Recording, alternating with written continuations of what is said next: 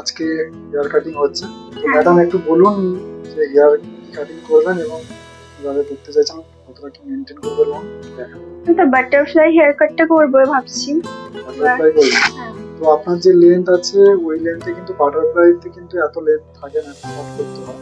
তো আপনি তাহলে এক কাজ করুন, আপনাকে বাটারফ্লাই লাগবে কিন্তু আপনাকে লেয়ারের উপরেই দিচ্ছি, ঠিক আছে? রং যেহেতু মেনটেন করতে চাইছেন তো লেয়ারের উপরেই করছি, আপনার কোনো অসুবিধা নেই। না না, ঠিক আছে, করে দেন।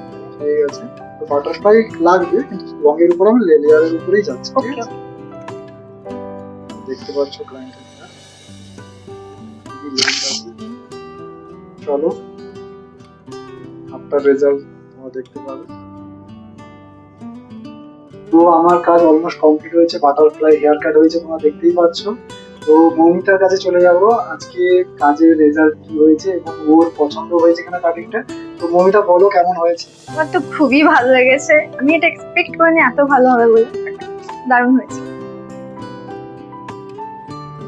দেখো প্রপার বাটারফ্লাই হয়েছে কিন্তু লং হেয়ারের উপরেই করেছি কাটিংটা।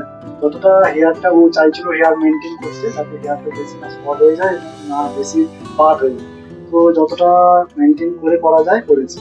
তো দেখো কতটা বাউন্সি এসছে এবং ফার্স্ট হেয়ার তোমরা দেখেছো এবং পুরো বাটারফ্লাই প্রপার বাটারফ্লাই মনে হচ্ছে।